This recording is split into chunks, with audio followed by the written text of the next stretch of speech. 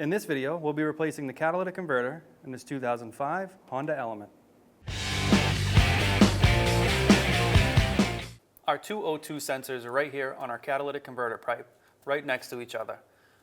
Ours, unfortunately, the brackets and the clips have rotted off. Typically, they're going to be up here.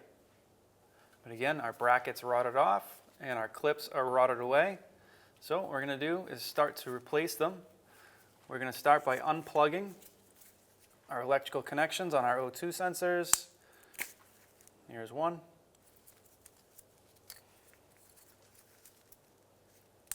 And there is the other.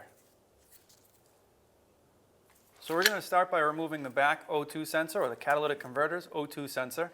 Now you can see it's a little chewed up. There's no way we're getting a socket on here. So what we have is a nice pair of pliers. We can get on here and spin our O2 sensors out. Typically, once you break them free, they should come out pretty easy. And there's one. We'll do the same thing to the front. So now we're moving to our forward O2 sensor. We're going to try and remove this. Again, this is a little bit chewed up. So we're going to get on here with a big pair of pliers. Back this one out.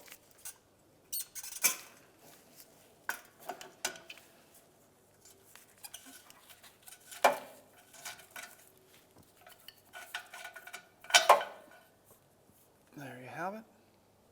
So now moving up our catalytic converter pipe, up front here we have our two spring bolts. They're going to be 15 millimeters on this side. There is a nut on the back side. We're just going to try and shock it free with the impact here to see if we can get them to move. Sometimes you can get lucky. Other times you have to back up the bolt or the nut on the back. Let's see what happens. Nope, I can see it spinning. Yep, all right, so we're gonna have to back that one.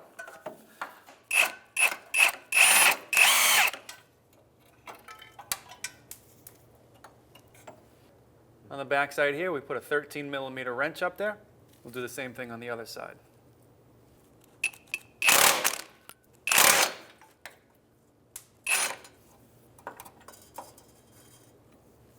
All right, and this one actually broke off, but that's fine. We'll be replacing all this hardware.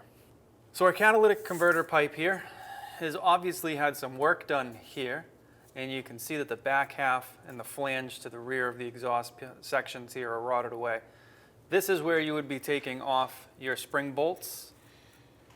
I can't tell you a size because ours are rotted away. But now what we're going to do is either cut this or remove this section here. We're going to put up our new catalytic converter pipe.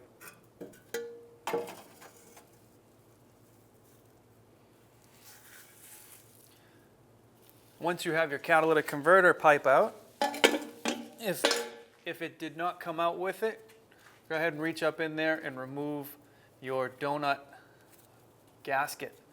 It should be up in here. We're going to grab a flathead screwdriver and pop this off.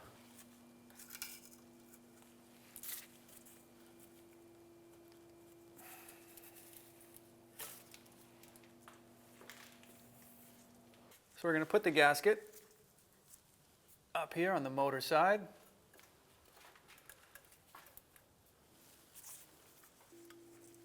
So these gaskets can be a little tricky to get on. Just go ahead and take your time and work it on as even as you can. Try not to do any damage to the inside of the gasket here. And now what we're going to do is raise up our new catalytic converter pipe into position. Okay, so we have our catalytic converter pipe up here and into position.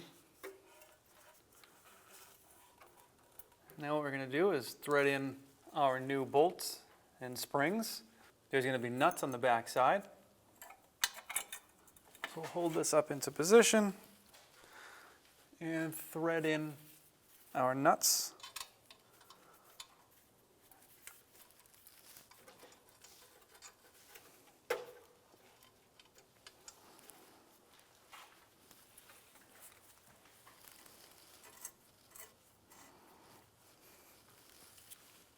So now we're going to put our spring and bolt onto the other side of our flange.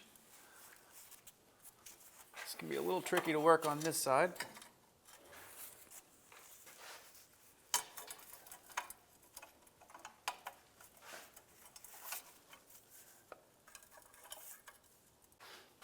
So now on our new catalytic converter pipe, we're going to use a 13 millimeter to back up the nuts on the back side. And it's going to be a 15 millimeter on front still.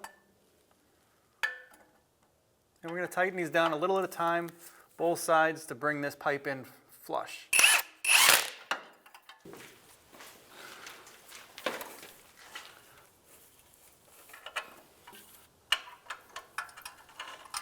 We're going to tighten these up a little at a time to bring this pipe in even and flat. So there's a shoulder on these bolts. You're going to tighten it up until the shoulder meets the opposite flange, which we're just about there. We're just going to go back once more on this side.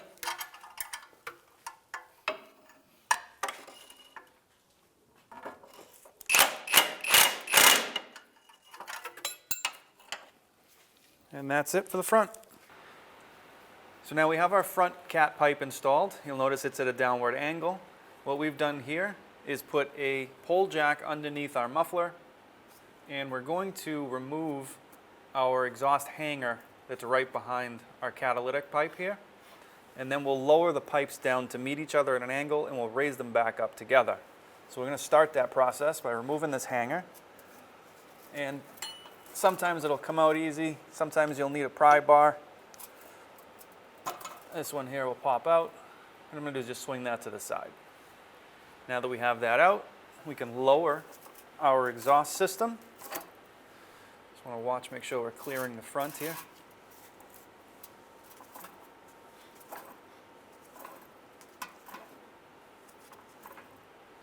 And I'm going to lower it until they're just about in the same line.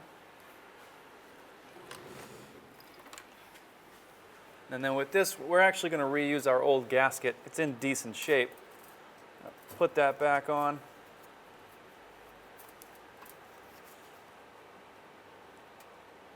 Meet the two pipes together. And we're going to raise our exhaust back up as one unit.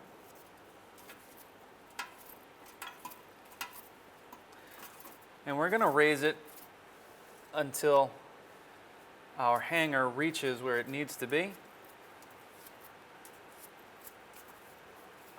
And then we're just going to go another crank or a half higher than that. And then we can start bolting our flanges together. So now what we're ready to do is put our spring bolts in. Now these are not going to be the same as the originals, but the process is going to be the exact same here.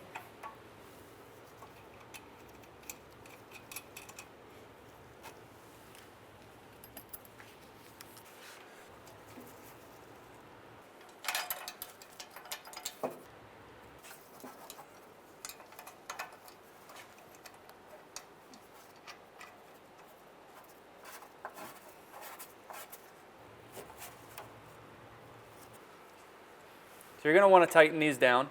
What you will have on your spring bolt kit, if it is a good replacement, is a shoulder that the spring will sit on. You're going to want to tighten these down until the shoulder bottoms out on the flange. We don't happen to have that on these bolts, so what you see here will be slightly different than what you're going to do. You can see that we've tightened this one down. We're going to bring the other one down to about the same. We'll just keep going back and forth to bring this in even. Trying to make a good even seal on our gasket.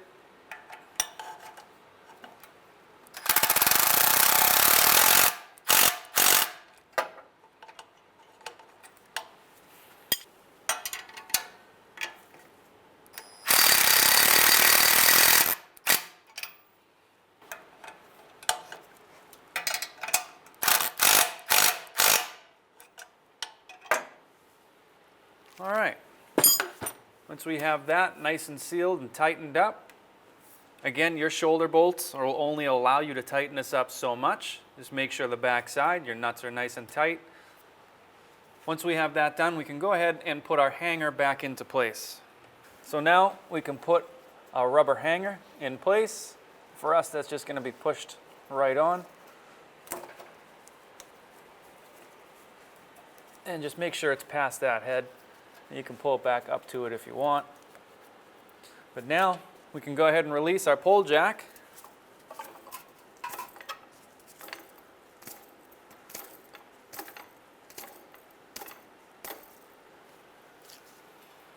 We're going to put in our upstream O2 sensor here, which means we're just going to thread it in until it's nice and snug.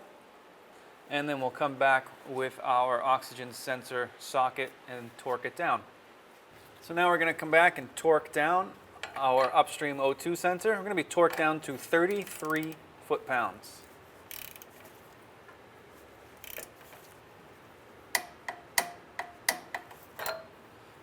Now that we have that torqued down and we've done all our twisting, now we'll plug it in.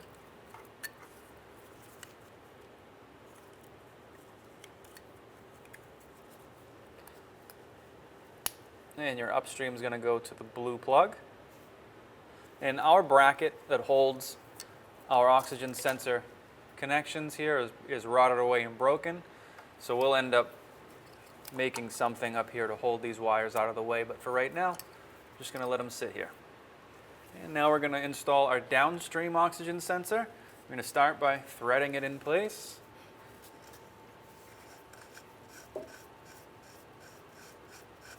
We'll get that snugged by hand.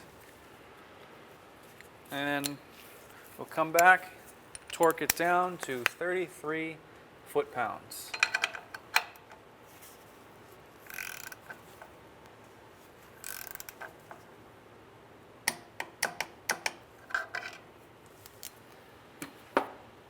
And now that that's torqued down, we can go ahead and plug in our connection.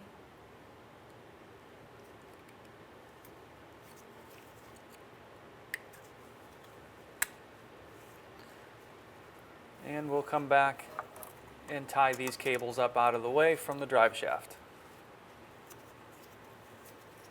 So for us, we're going to have to get a little creative here. The goal here is to keep the cables off of the exhaust and away from the drive shaft. And definitely away from hanging down too low. So what we'll do here is we'll bundle these like this.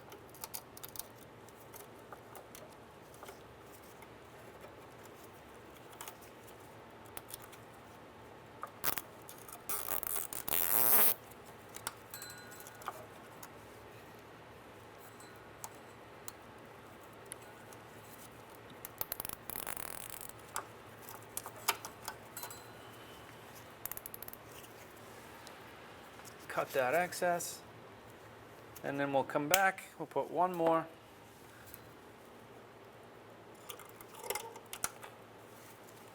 through here.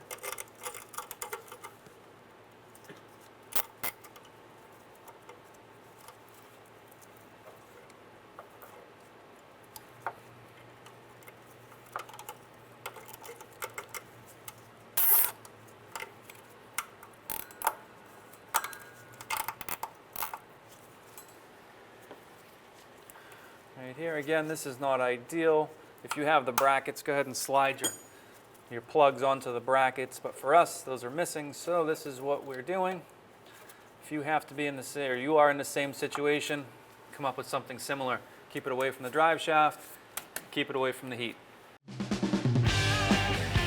When only the best will do, demand TRQ. The only company that lets you view before you do. TRQ is committed to offering the highest quality aftermarket auto parts that are engineered for peace of mind.